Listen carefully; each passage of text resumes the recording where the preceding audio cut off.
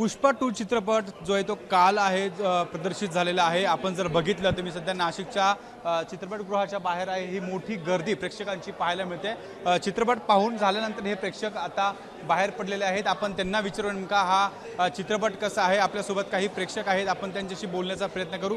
खरं तर पुष्पा 2 या चित्रपटाची मोठी क्रेज आहे आणि त्यानंतर या चित्रपटाला मोठी पसंती प्रेक्षकांकडून मिळते असं एकंदरीत दिसते। ही गर्दी बघितली तर एकंदरीत या प्रेक्षकांचा उत्साह देखील आपल्याला पाहायला मिळतोय। छान होता चांगला होता छान एकदम छान। आपण बघतो या ठिकाणी मोठ्या प्रमाणात जे कॉलेजचे छान एकदम एक नंबर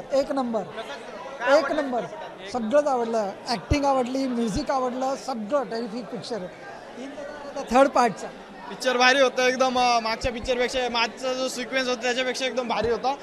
सर्वांनी येऊन बघा परत झुकेगा नहीं साला।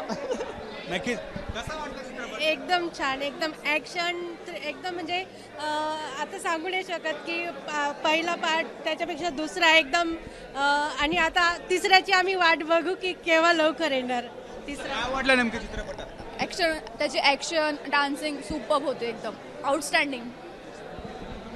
हो एक्सिलेंट छान आहे। फॅमिली सगळं आलेलं आहे त्याच्यामध्ये।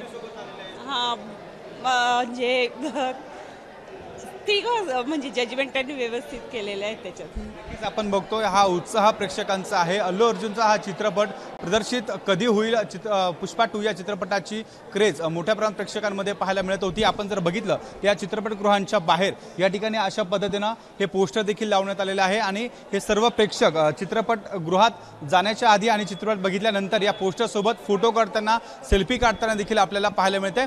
त्यातूनच एकंदरीत या पुष्पा 2 चित्रपटाची नेमकी क्रेज किती आहेत, प्रेक्षकांना हा चित्रपट किती पसंतीस उरलाय हे या पसंतीस उतरला हे आपल्याला यातून पाहायला मिळते। एकंदरीत मोठ्या प्रमाणात या चित्रपट बघण्यासाठी मोठ्या संख्येनं हे प्रेक्षक आता चित्रपटगृहात गर्दी करताना पाहायला मिळत असल्याचं एकंदरीत यातून आपल्याला पाहायला मिळत आहे। कॅमेरामन किरण कटरेसह शुभम बोडके, एबीपी माझा, नाशिक। एबीपी माझा, उघडा डोळे बघा नीट।